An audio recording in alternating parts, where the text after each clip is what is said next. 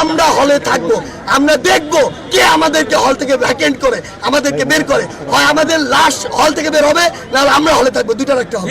আমরা কখনো এই সিদ্ধান্ত মেনে নিব না। হল ভ্যাকেন্ট করার উদ্দেশ্য কি, কারণ কি? বাংলাদেশে কোনো মহাদুর্যোগ চলছে? কিছুই চলছে না। সারা বাংলাদেশের ছাত্র সমাজ একটি যৌক্তিক দাবি আদায়ের জন্য লড়ছে। এই যৌক্তিক দাবি যদি মেনে নেওয়া হয়, আমরা সাথে সাথে রাজপথ থেকে সরে যাব। তাহলে আপনি কাদের বিরুদ্ধে ডিসিশন নিচ্ছেন? সারা বাংলাদেশের ছাত্র সমাজের বিরুদ্ধে, আমাদের যৌক্তিক দাবির বিরুদ্ধে, যেটা আমরা কখনোই মেনে নিব। আমরা কখনোই এটা মেনে নিব না। কারণ এখানে হল ভ্যাকেন্ট কেন করা হচ্ছে? আমাদের এই যৌক্তিক যে আন্দোলন, সেটাকে স্থিমিত করার উদ্দেশ্যে। আমাদের আন্দোলনের উদ্দেশ্য কি?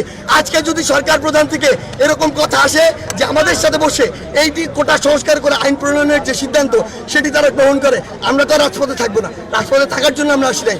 তাহলে আমাদের এই যৌক্তিক আন্দোলন বাস্তবায়নের জন্য, কোটা সংস্কারের জন্য আমরা হলে থাকবো, আমরা দেখবো কে আমাদেরকে হল থেকে ভ্যাকেন্ট করে আমাদেরকে বের করে। হয় আমাদের লাশ হল থেকে বের হবে, নাহলে আমরা হলে থাকবো, দুইটা রাখতে হবে।